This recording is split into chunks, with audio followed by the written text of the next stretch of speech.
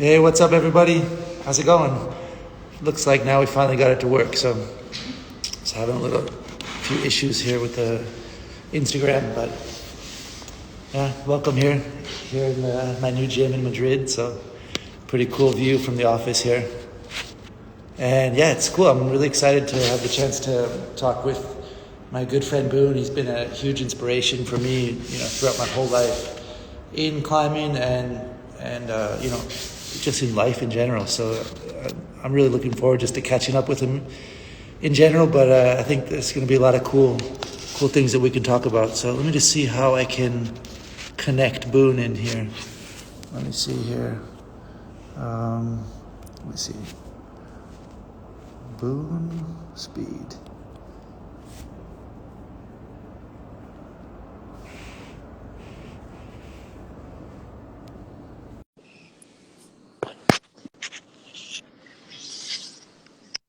Boone. Hey man, How's how's it it going, going? dude? Good to check, see you. check out the view from our offices here. Nice. I have the view of the sea behind me. Landlocked here in Salt Lake City. How are you? Good, man. Good. Yeah, just back and forth between Madrid and Barcelona right now, but yeah, it's all, The gym looks insane. dude. It's cool. Congratulations. Can't wait for you to see it. You're It's gonna be. huge. It's like it's been your vision to like do it right. It's so, oh my gosh, that's sick. Super cool. It's Yeah, super cool. it's now people are stoked. So yeah, it's cool, man. I mean, makes me think about when I was a kid and started climbing, walked into a climbing gym for the first time, and like it totally changed my life. And kind of thinking Yeah. how that's gonna happen for so many kids now here in Madrid, right? So Yeah, for sure. For sure. Yeah. It's been fun to watch. Um, just the evolution of the sport. I mean, I was lucky to get into it. There was no gyms when I got into it. And then you were kind of the first generation. And some people said that you weren't going to be able to climb outside. yeah. I think that was a funny time. Well, likewise, dude. Congrats on your new venture too. Yeah, just to let everybody know, Boone has started a new climbing company called Grasshopper Climbing. It's how would you do it? Well, we make adjustable climbing walls that go. You have one in your gym, Yeah, so and then we make them for the home as well. So we make they're flat packed and shipped to you, and so it's business has been, it's good. It's a good. I think I'm super excited, actually, super excited. cool, It's man. fun to build something. It's fun to have a vision and then build it. Like your gym for you, um, it's just super fun to have a vision and something to get up in the morning and do.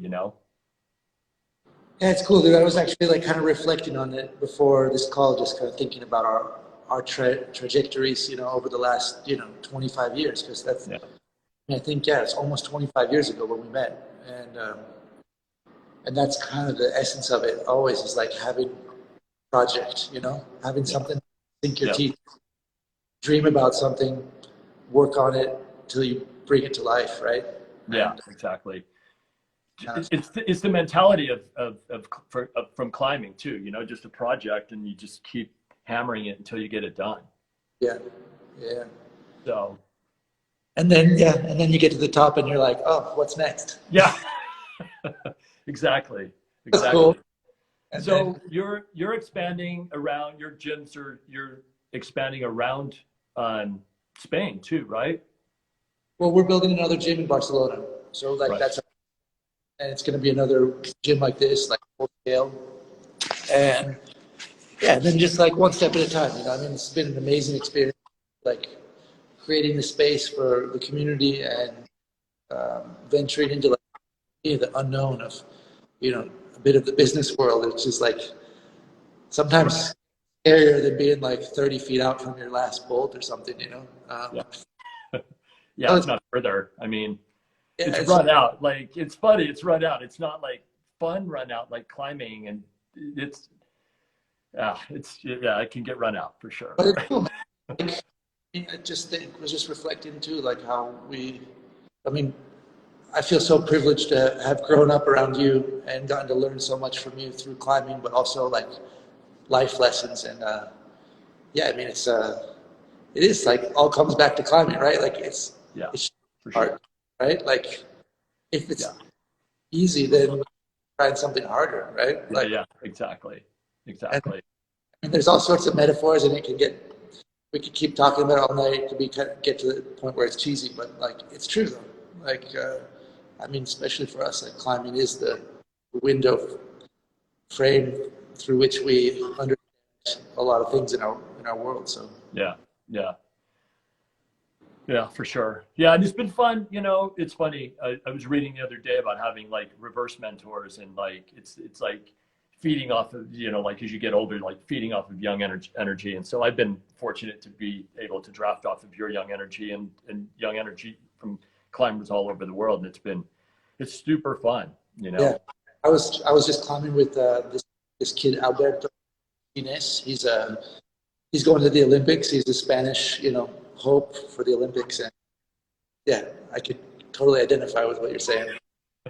How old is he? He's 18, so And you're what? You're like 36, 30, or no, 39? 9, yeah. Yeah, yeah. So it's like you and me. Yeah, Yeah.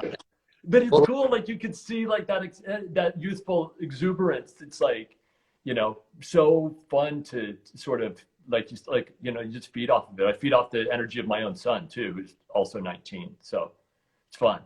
um, it's cool, man. Like, as climbers, we are connected through this thread of history, in climbing, and like, it's pretty amazing when you think about it. The people that you grew up that mentored you, and that, for me getting to meet you, and all the people that, have, come around since then. I mean, it's pretty neat. It is like this bloodline of, kind of energy down. It's cool to feel a part of that, and Yeah. definitely it's pretty neat If to. you can even, if you can somehow share that through your gym, it's going to even impact a lot more people, Yeah, yeah. Well, like teach people like through the indoor environment. There's a lot of us now, and with that comes more responsibility, I think, to talk about, leaving no trace and keeping, understanding ethics at the crag, because it's a little bit different. You see people out of the crag that have never been outside before, and it's like they treat it like it's almost like, it's like they throw their rope down as soon as like you're, like right over the top of your rope, like it's an indoor gym and there's 600 people in this little space. And it's like, you're just like, wait a minute, dude, like just chill. Like there's millions of other routes out here. Just like maybe walk that way a little bit or walk that way a little bit. And it's fun to watch, and it's fun to help people along and introduce people to the sport and the culture. yeah, I feel like, as our sport's growing so much, of course, there's a lot of really talented people, and as our sport's becoming Olympic and all of that, it's this, watershed moment in so many ways, but it's also this moment when it can easily go astray, right? And people, not that they necessarily lose sight of the origins, it's just that they've never been tapped into that. Right. The experience of climbing is fully indoors, and it's really funny. The other day I was out climbing with a buddy of mine, Paul, and this couple walked by. We were bouldering, and in Spanish, a climbing gym is called rocódromo. Rocódromo, and the woman who saw us climbing, she's like, "Look, honey, they're doing rocódromo." Like, That's funny. like they know climbing as indoor climbing. The outdoor climbing is like, totally off their radar. Right. But everyone knows about indoor climbing, so it's That's really funny. normal. But for me, it was kind of out there, right? So it was classic. Yeah. Yeah. That is funny. But I guess I want to go back about 3 or 4 weeks when you were out bouldering and doing something for Alana. like the video, and you were like, "Hey kids," like that was so funny. What happened there? was priceless. So, you know, for her school, the parents needed to send in a video explaining what they do for a living, and so I was like already running late, like by a couple of weeks, and so Jimena was like, just send a video, and so I was out at the crag bouldering. Hey kids, so I'm a professional rock climber. This is climbing shoes, and this is chalk, and these are crash pads, and climbing's super fun. And then pulled on and just snapped off a hole and felt right on my back. It was That was so funny. If people haven't seen it, they should go back and watch it because it is fucking hilarious. It's like some of the most priceless footage that I've ever filmed. And like you can, I think it got more likes than when I sent La Dura Dura. That's so funny. That is super funny. Yeah, Just we were howling. Priceless. I mean, you're like, what is a professional climber in in the first place? It's like, so I have my shoes and like, this is what I do, and I make rock climbs and. But it's cool too, because like, just kind of thinking more, just retrospectively, like, of course, this is the topic of this discussion is like climbing development, and there's so much about like developing routes and then new climbing areas, but I was thinking about it too, like what it is to be a professional climber. Like in the early 90s, like that didn't exist, right? There was only 3 people that were professional climbers. There was like Lynn Hill, Ron Kauk, Patrick Elanger, and 4 other people, right? UG probably. Yeah, and so it's cool that there's been like an incredible journey over these last couple decades to see and be a part of whole development, not just of course finding new areas and documenting those things, but also that being a pro climber is actually like a path that you can choose days. And well, look, I mean, even a route setter. I mean, even like you just want to devote your life to route setting. You can make a living wage now, which is, I mean, I think it's astonishing. Yeah, really cool. Yeah, it's really cool. I think that you're so involved still, and it inspires me too. Like because it's pretty amazing. Like the legacy that you've created, and kind of we've been able to create together in a way. It's pretty cool. Like I mean, for those of you who don't know, so I met Boone. I guess it was 97. 97. But early 90s, Boone was the top climber in the U.S. And so for me, I started climbing 93, and like I was watching all of your videos. I mean, I remember specifically watching Super Tweak, which was essentially the first 14B in the U.S. and just inspired me so much. And I was thinking about that also today, like that route's really modern. I mean, like the idea of like mixing, basically the route starts with a boulder problem. Yeah. It's 9 roof, and then you climb into a route. And it was just so like outside the box at that point, and it really inspired me. And then of course getting to meet you, a couple years later, and then got to, basically thanks to your vision, bolting necessary evil, was able to, raise the bar in climbing, to the next level, right? As the first, second 14C after Just Do It, I guess. But yeah, it's pretty cool, man. I mean, it's really neat. Of course, we bolt these things. We're developing our own vision for what we want to climb, but it doesn't always work out like that, right? And oftentimes it ends up being like laying the groundwork for next generations, and then which in turn often like inspire us in new ways, right? So about myself, like bolting La Dura Dura, which then became Andre's project, and then that which in turn re-inspired me. Or also Perfecto Mundo with Alex Megos, right? So it's pretty cool, man. I feel I feel honored with those two particular sets that I've been in some way able to kind of give back, because I feel really appreciative, like people like yourself, like Tony Aniro, like Randy Levitt, like Jean-Christophe Lafelle that had envisioned, all those roots, like Necessary Evil and Biography and Jumbo Love. Right. It's so essential for the evolution of our sport to have, people out there, with visions that are putting the work in and kind of laying the groundwork. So it's pretty neat to kind of look back and see how all those steps have played a role in to get where we are now. Yeah.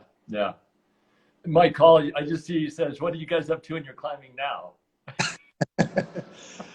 Thanks, Mike. Thanks, buddy. So, Chris, what are you up to in your climbing?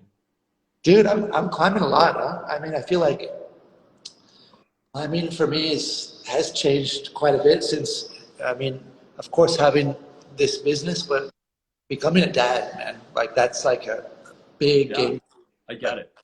Majorly, like I want to be there with my kids. I want to be there with them, and as they grow up. And so it's like a tricky balance. You have to. You know what I mean? It's like you want to, and you also have to. It's the first thing that you think about when you wake up. There's no question, but sometimes that clashes with the sacrifices that you need to make to climb the hardest routes in the world. And so it's like sometimes I'm like, it's like sometimes it's hard, because I feel like I'm still really psyched, and I still want to.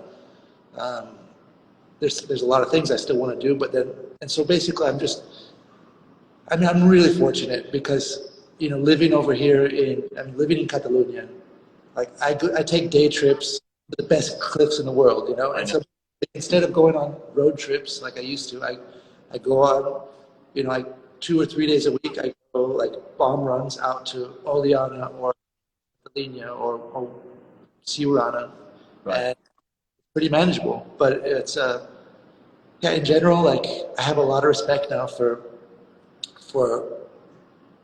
parents who climb at a high level and also hold down jobs. I mean, I mean, my climbing really fell off during that period, and it coincided with injuries, so it's like I wasn't too stressed about it. I just figured I was done and I'd had a good run, but job family first, job second, kids first, job second, and then climbing for me was third. There wasn't enough time to do it the way I wanted to, but like I said, I was still also injured.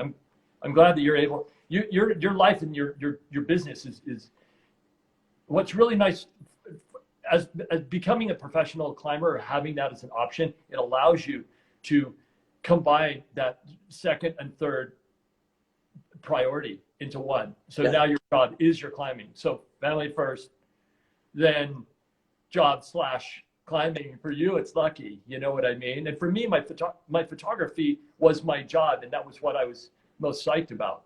I mean, I was there to photograph you as you were starting La Dura Dura and like opening up those crags. That was frigging insane. I made a post about it yesterday. It's like we've had a lot of really, really good times, but also really like important moments in time where we're both doing what we're doing, like, and it just so happens to collide into something. It's like photography was really, really important to me when that was my sole focus. That's incredible, man. I mean, like, watching that piece that you and MC shot, the artist, right? Yeah. I mean, it was thanks for the kind words in there, by the way. So nostalgic, man, to see that. And just like, damn, man, we've been all over the world together, and all these like really, meaningful moments in so it's really special, man, to have been able to share this journey and continue. Like, unfortunately, this year because of COVID, we couldn't get together, but soon enough. This next year we got to. we got to keep going. Yeah. What is your main project right now? What are you climbing on as much as anything else? I've been bouldering quite a bit, which has been really cool. That's, That's change. We bouldered a lot. so when you were your youngest, you like rushed through all the hardest routes pretty much around the world, and then you started bouldering. And this is just to catch people up on the way I saw your career going. And in like 98, 99, I think all we did was go bouldering. And you were, and Like I remember, say what? Like 5 years or something of only bouldering. Except for biography. Yeah. Yeah. Except for that one route, like you did at Sayus on biography. And then, but we really did like I was photographing it. You were climbing a lot. I remember being blown away at like kind of like the new level of like highball, and it's gone to another level now. It boggles my mind. It's like 30 stair drops on a skateboard is what these guys are doing, the equivalent of what they're doing on. It's like where does bouldering and solo like? Anyway, that's a different conversation. But it's crazy, and you started. I feel like you were the one that started that progression to getting higher and higher and higher. You just went pretty high before there were a ton of pads. Yeah. And I blew out my knee, and then I was like, this is not so cool, actually. Yeah. It's injured, and that definitely played a role in it for sure. But yeah. Then you did some routes, development. I remember you took that little detour to Mallorca, did a whole bunch of that, which is sick.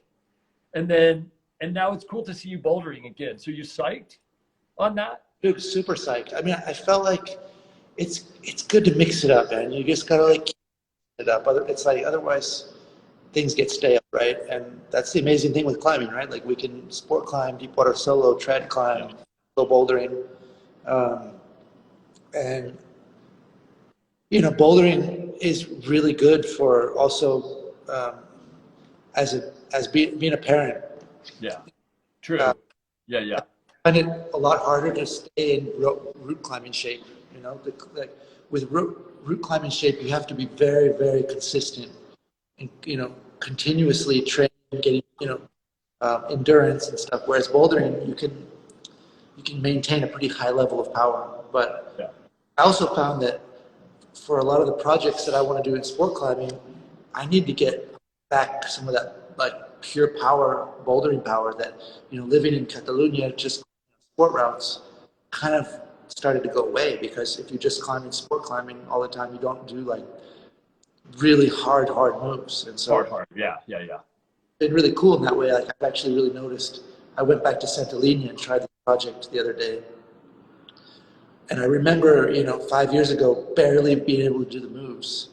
And this season was able to do the whole sequence basically second try. Oh wow!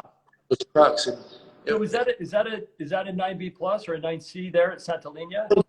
Probably. It's basically the direct finish to stoking the fire. So it's a little bit overwhelming. I mean, you climb like this really long 9B. It's probably like Then you do you have a mediocre shakeout. Then you have like 3 bolts that are probably 8B plus, 514A. And then you're at the top of the whole cave, and you have like a V13 boulder run. Dude, that's bananas. I don't know. It's a little bit out there, but it's. Did you say 8 or 9C? C? I As in so. cat? I mean, it should be, yeah. Sick. Yeah. It sounds like it. It sounds like, how could it not be? I think so. But that being said, you do the 8B plus straight into a V13? It's nasty, man. And you have like a checkpoint above the 9B route.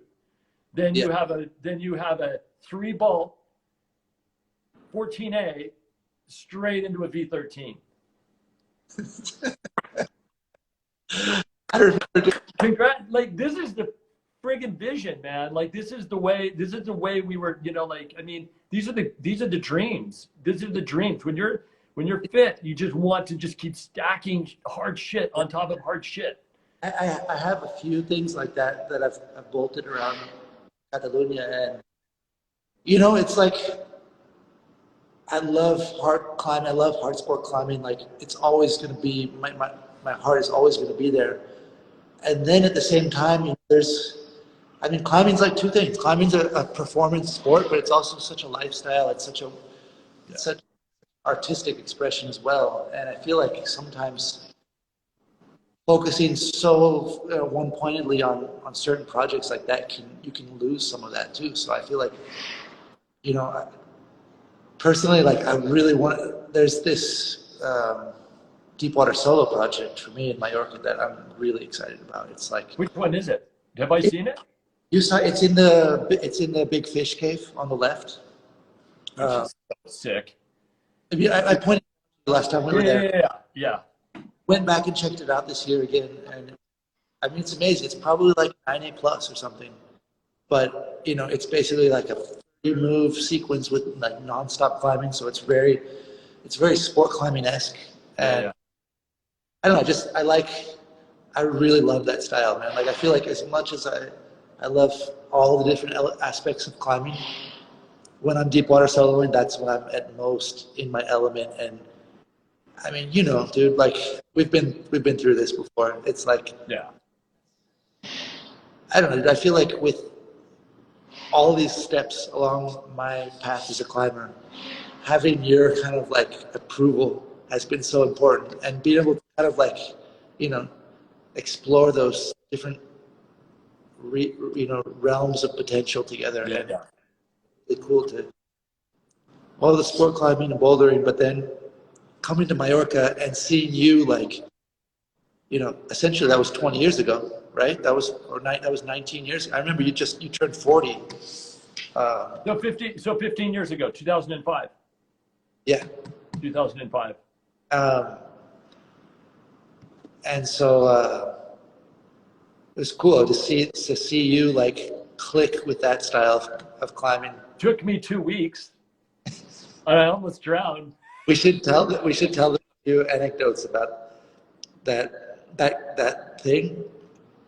Oh, that's so funny. Yeah, after a night out, my luggage didn't show up, of course. I mean, I had like a run of 5 years where my luggage never showed up on any of these trips. And you guys picked me up from in Mallorca, and I went out, and I just had some blue jeans on. I met you guys at the Diablo Cave, and I basically shit my pants because it was so scary looking. But I was taking photos, so I didn't care. And then I think we went out all night in Mallorca. And I turned 40 at midnight that night. And that was a good night. That was fun. And then went out to the cliff at like 4 or 5 in the morning. Yeah. That's when things went a little bit sideways.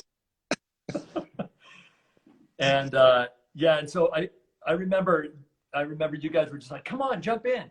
And so I jumped in, and I had my jeans on, still all my clothes, because I didn't have any luggage. I didn't have anything to change into. And as soon as I hit the water, I was just like, what was that? And it was dark. So when I hit the water, I like this little piece of skin, like just ruptured. It just went away. And it just tore my lip must have just gone whoosh.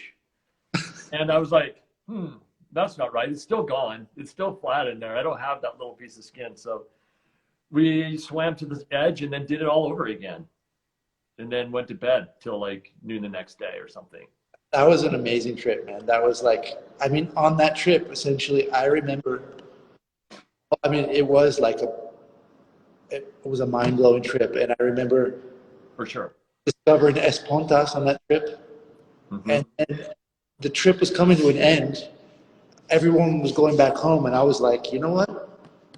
I think I'm just gonna stay. Yeah. Yeah. You and Nate hung in there for a minute too, right? Yeah. So yeah, it's a trip, man, because one thing led to the next, and here we are, man. Like here we are in Sharma climbing Madrid, right? Like it's amazing how these little. That was it. You hung out with Miguel for like 6 months. He helped you learn Spanish. Yeah. Everything. Yeah. It's a trip how our lives can take these, detours, and yeah, it's pretty. Not so much a detour. Yeah, I mean it's the same, I guess, Life changing. cover climbing or any of the important kind of you know uh, decisive moments in our lives, right? But Yeah. it's a trip. I was tripping out on because we were just in Santa Lina, and that's right by where my house is in Lleida Right. mountains, and it's right by so the Spanish explorer Gaspar de Portola is from that village where I live, where my house is. And that guy is the guy who discovered Santa Cruz, where I'm from. And just it's so trippy, man. Like, the little connections in life. Wow. Right? That's And, great. um, but yeah, man, it's all good. Do you ever miss living in the States? I do. I miss friends, and Yeah. I miss my friends and my family for sure. But of course, I have my kids, my wife here, my wife and kids here. So that's really what defines home. I think that's Sure, for sure. that's really what where home is, wherever they are. I've always thought of you as being super nomadic. Like I remember thinking, wow, this guy.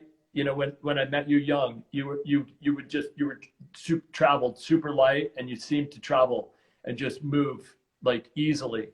And I was like, wow, this is truly nomadic. He's a true nomad. Do you like feeling settled down, or do you wish you were still on the go a little bit?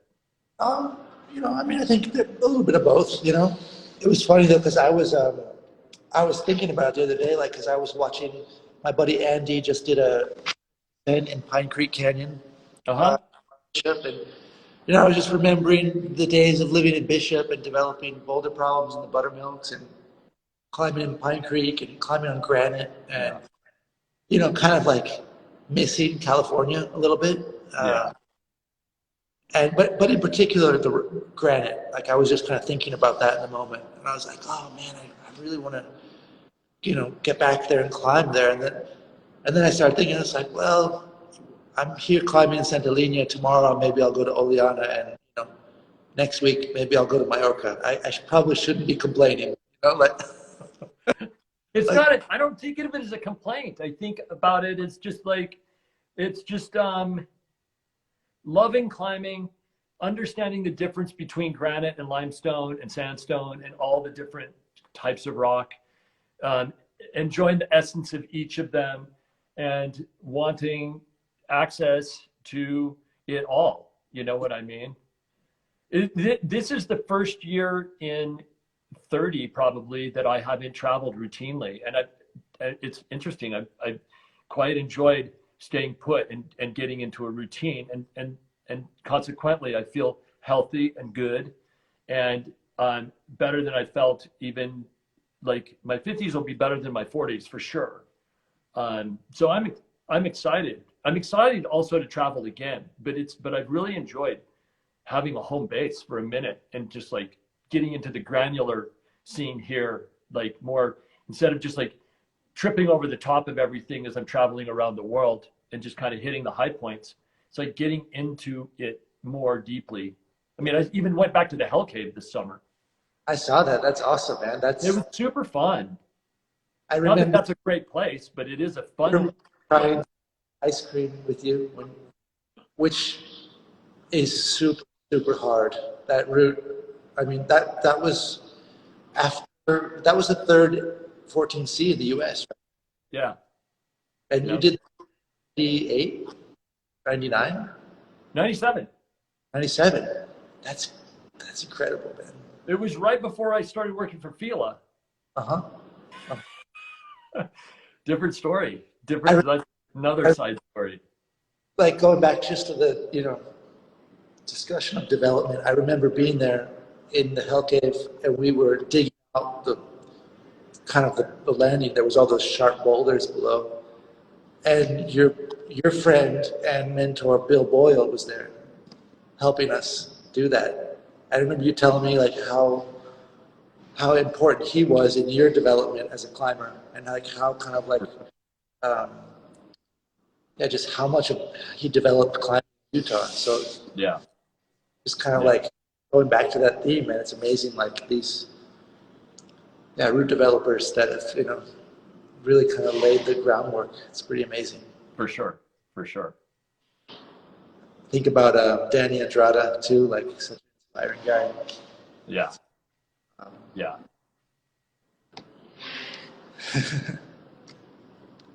I'm what? seeing some friends. There's Bailey. Bailey says hi. What's up, Bailey? Miss you. Is anybody want to ask any questions? Yeah, we've just been chatting. We'll answer some questions now.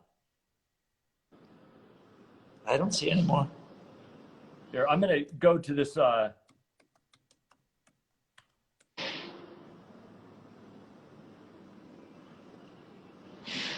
right, I'm gonna pull up the. Tanaya had some cool things. I think how are we joined by climbing? I think we've done that. We've Yeah. just, I mean, yeah, we've kind of touched on that.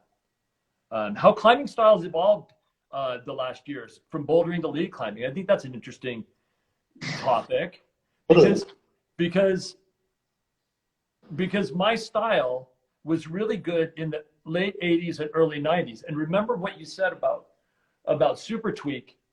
So my style was really good for that. It had evolved from Smith rock and granite climbing and really small edges and really technical feet and not super steep. And this is because I started climbing and my climbing evolved before there were power drills and these super steep crags to climb on. So this was not really none of that. Sorry? And climbing gyms as well, right? No climbing gyms. There was nothing steep. I mean, it was like if we found something that was like that steep, 20 degrees overhanging, it felt like next level, next new world. And what you were saying about super tweak's probably not my hardest route that I ever did. But for me, it was one of the hardest routes that I did because it doesn't necessarily suit my style. It is a modern route. It is the kind of route that is commonplace today. So, and that was an easy route for you. I remember just being like, okay, it's time to go get a job when you did the thing in a couple of days, a few tries, it's like, and that was, but routes that like necessary evil, the root of all evil, and then routes with little tiny crimpers and dicey feet. That was an older school style. Which, by the way, I mean, that route still today sees very few ascents. Necessary evil. Yeah. It's well, most people don't want to put that kind of time and pain tolerance into just an 8C plus anymore. Like it's only 14C. Yeah. So, but I do remember. So when Andre did it, he did it in like 45 minutes, and I texted him and I said, good job, man. And he said I probably still have the text buried in my phone somewhere, but he was just like, dude, that's or I don't know if he said dude because he checked, but he said something like that. And just like, man, killer rock, some of the best rock, some of the best moves, some of the best climbing. It's just like, it's a climber's route. Yeah, sure. And it's really pure. I've been playing on it this year again. Cool. It's so funny because it's just like so pure. It's like there's options on it, but not very many good ones. And what's there is there, and what's not there is sorely missing. Interesting route though, because it is one old school style, as you were explaining, but it's also, I mean, you enter the whole route with doing a V11 little boulder problem. I mean, right. Which I feel like, also going back to super tweak, combining bouldering with rope climbing, that was like where things started to really take off in a new direction.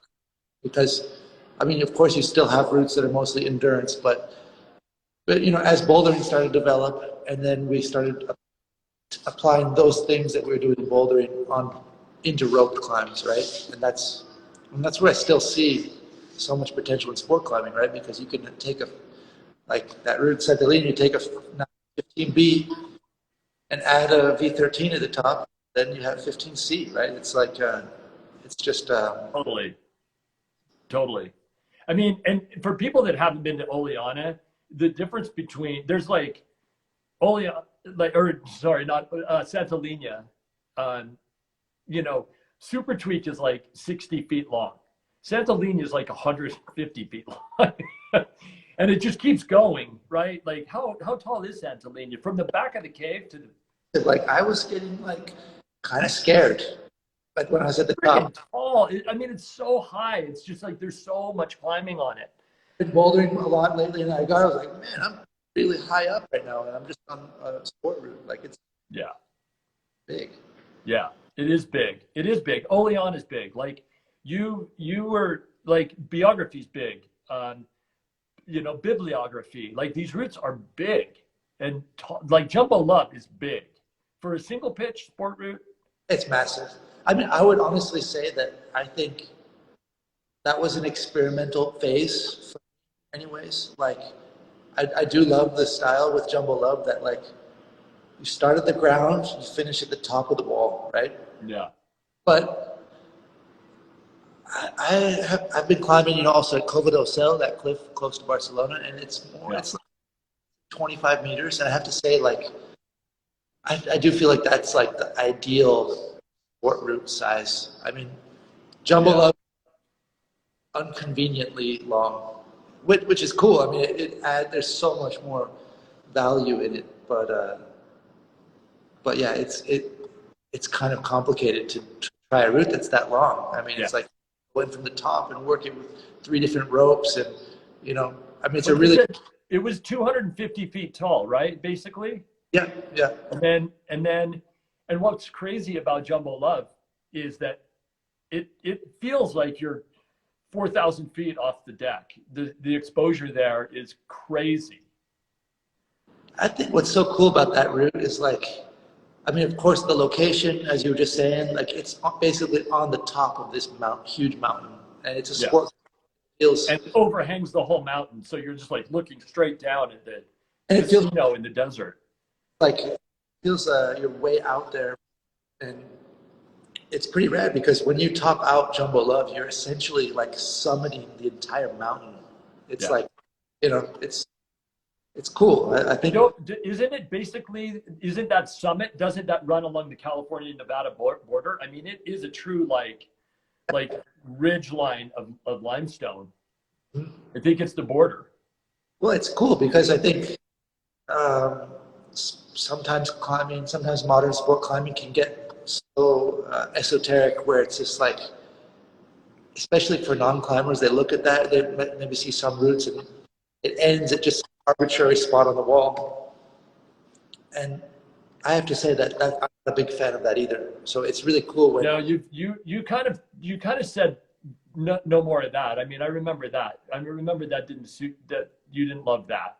Anchors in the middle of the wall. I mean, you did it with biography. You did it with like taking it all like Perfecto Mundo to the top of the wall, like other routes that end up like there's anchors kind of midway. Yeah. You didn't seem to like that too much.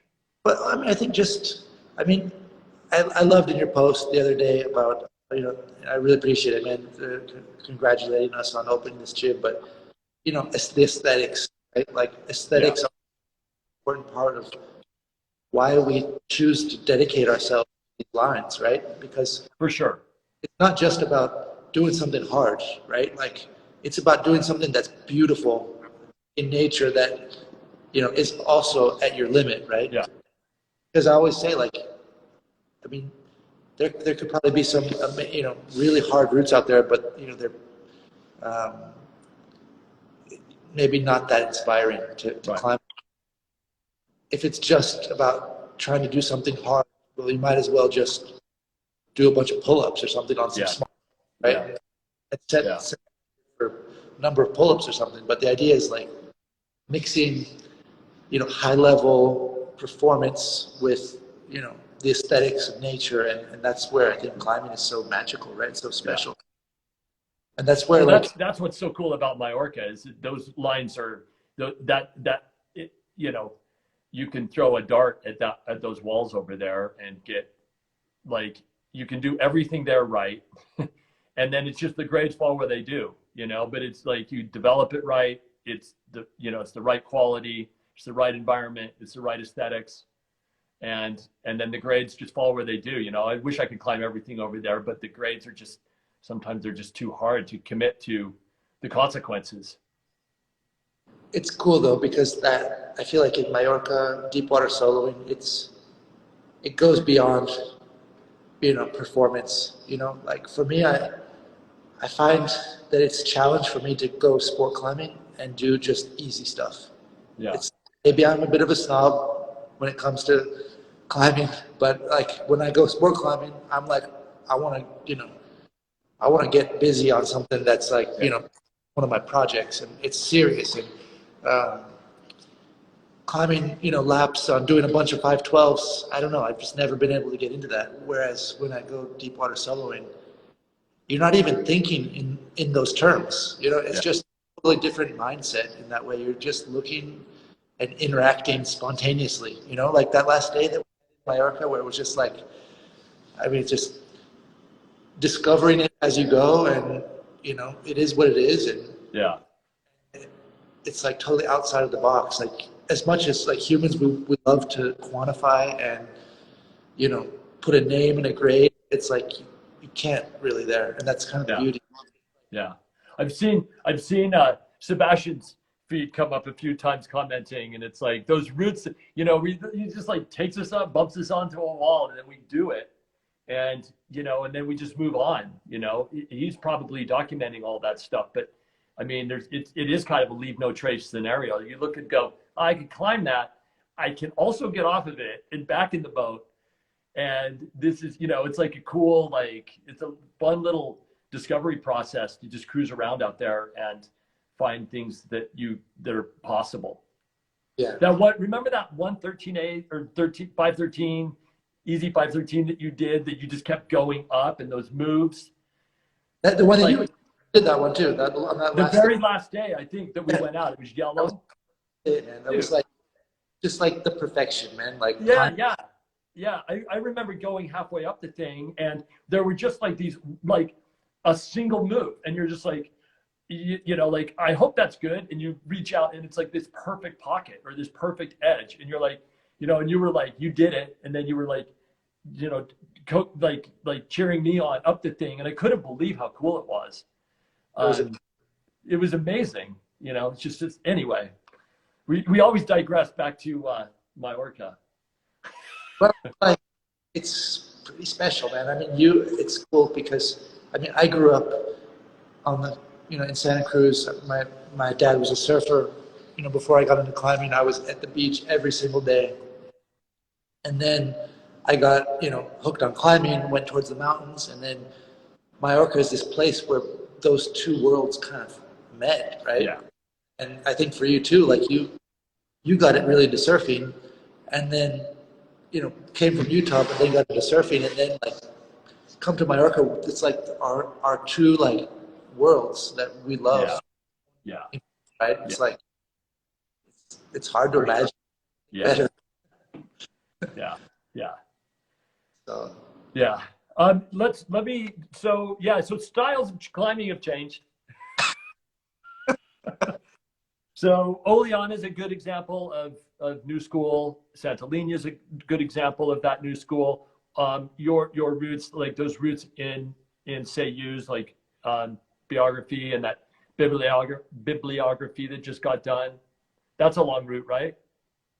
Yeah. I think, I think too, like just what we were saying, like that. Like for example, 3 degrees of separation is a good example too. Mixing explosive bouldering into long routes, right?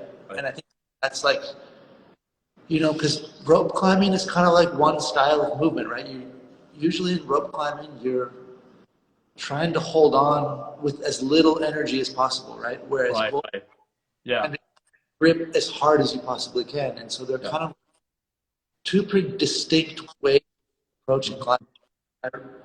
On some of those routes where you have hard boulders, all of a sudden, where you're climbing very controlled, relaxed, and then all of a sudden you have to flip the switch and do a really hard, explosive boulder move. Mm-hmm. That's kind of a modern thing in the last, you know. Yeah. And especially if you have to then rev it down again.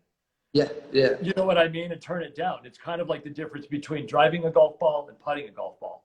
Or, you know, the biathlon where you're like skiing, your heart, you know, where your heart is racing, and then you have to, you know, like aim and hit a precise target, you know, and slow your breathing. It's a like those, you know, turning it on and turning it off is like a really interesting aspect of the whole sport. No doubt. What do we have next? I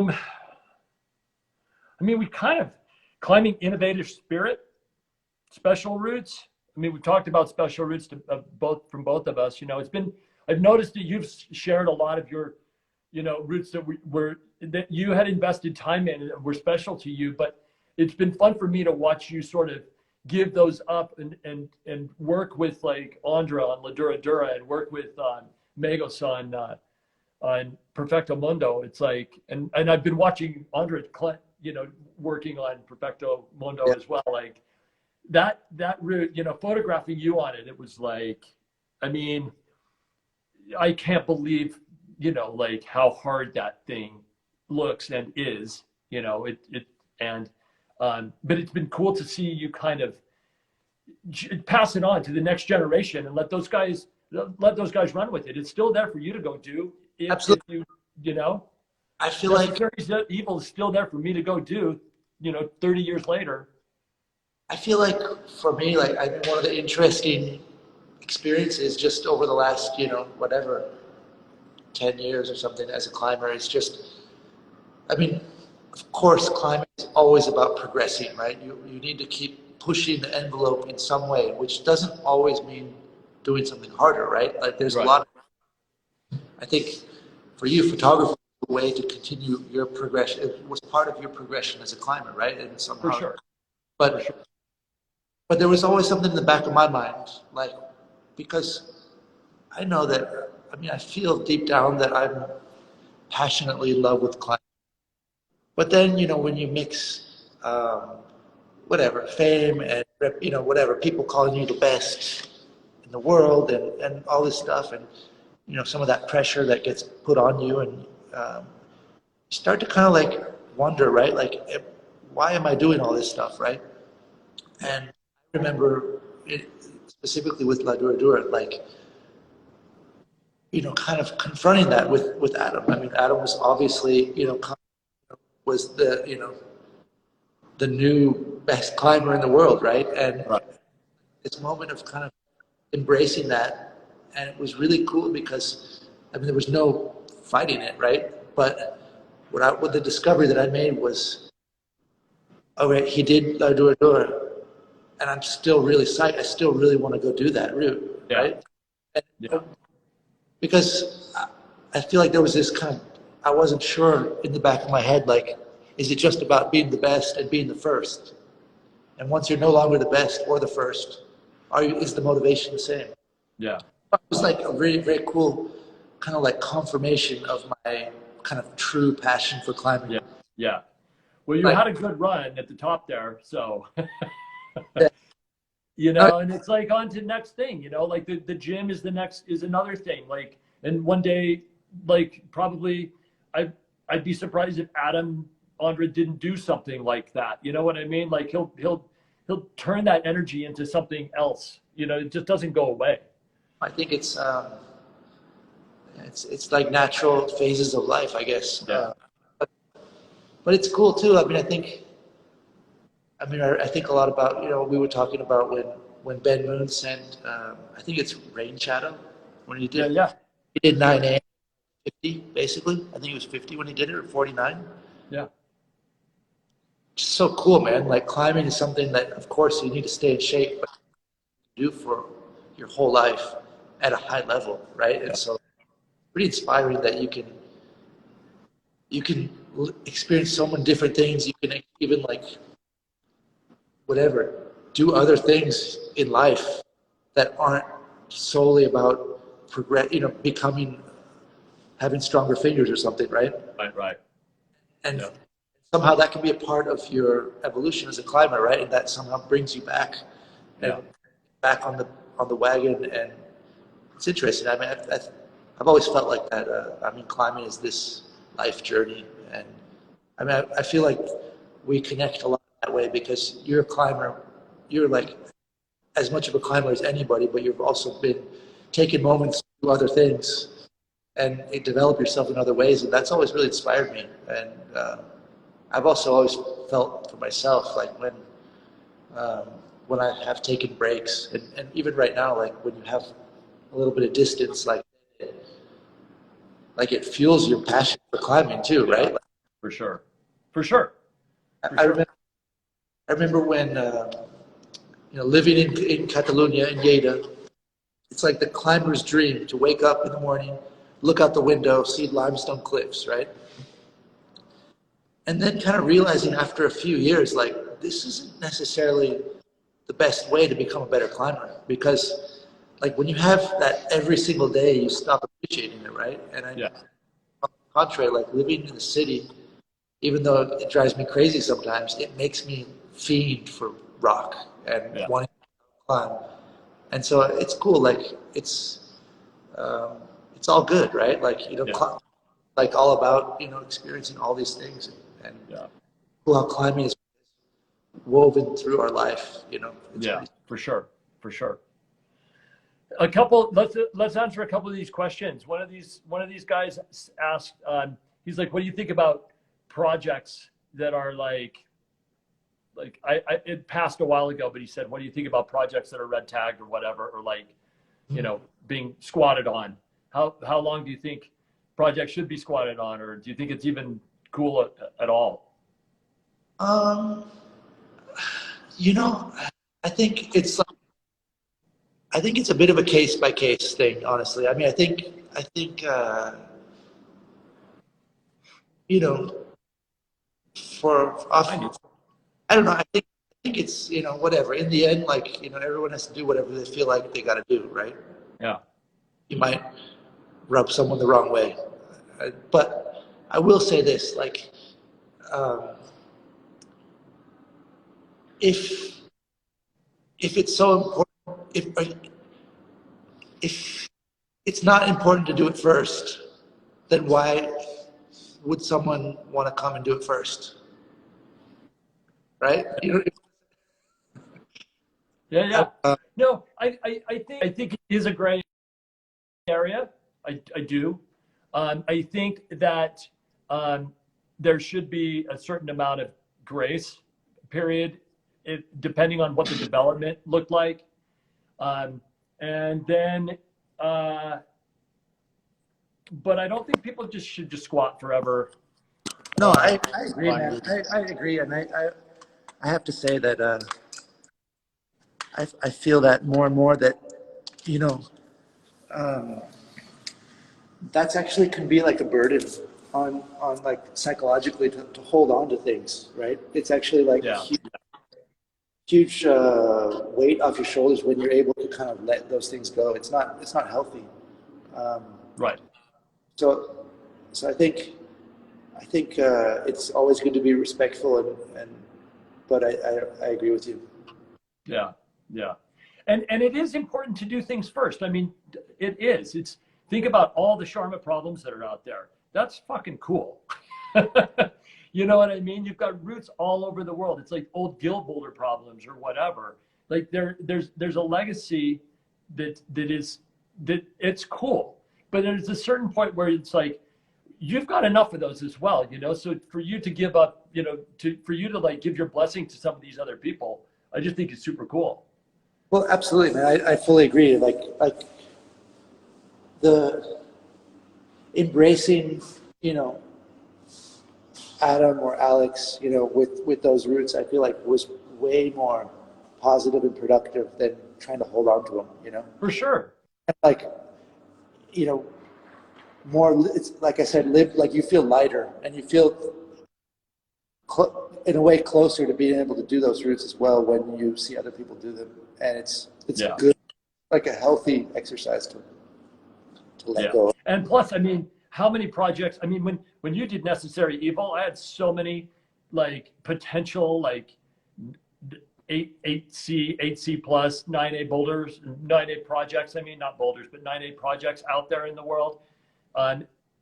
Necessary Evil happens to probably be the premier one of those, and I still want to go back and do it. Which is my current, like, cautiously, like, I'm cautiously enthusiastic about trying to do that route, which would be sick. But Dude, there's other, huh?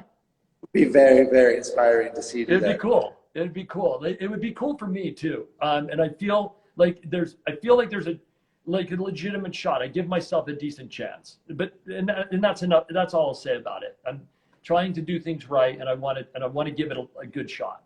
But I had other problems that were that difficult and arguably, classic. I mean, psychedelic at the Gorilla that Dave Graham ended up doing, and some of these other beautiful routes, some just around, but enough is enough. I had a good run too, like you did, like you have. No, no doubt, no doubt. No, it's interesting discussion, no doubt. This person's asking, talk about day one at the Blasphemy Wall. That's funny. Like, we stopped at the Blasphemy Wall. Day one was probably 1989, and it was on a route. We didn't even know that it was limestone in there, and we were going from Las Vegas back to Salt Lake City. We'd been climbing in Red Rocks, and we stopped and hiked up, and we're kind of blown away and also kind of overwhelmed, and we'd never seen anything like it. And we didn't even know that there was limestone like that in America. So, and then we slammed some bolts in it and then the rest is history. Probably not enough bolts in it, Let's see what other questions are in here. Yeah, I mean, dude, the Blasphemy Wall, that inspired me a lot, dude. I mean, I remember going there, me and Tommy took a trip. We went to Waco. Yeah.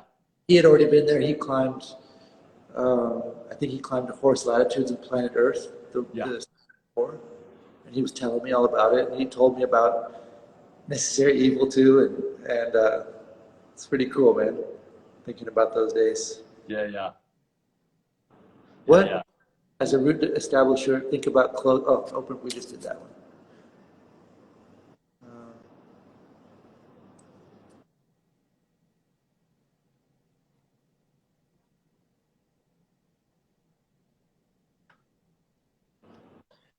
Thanks everyone I just want to say thanks for everyone for tuning into this stuff. Hopefully it's been interesting to look at. There's been a lot of comments. We kind of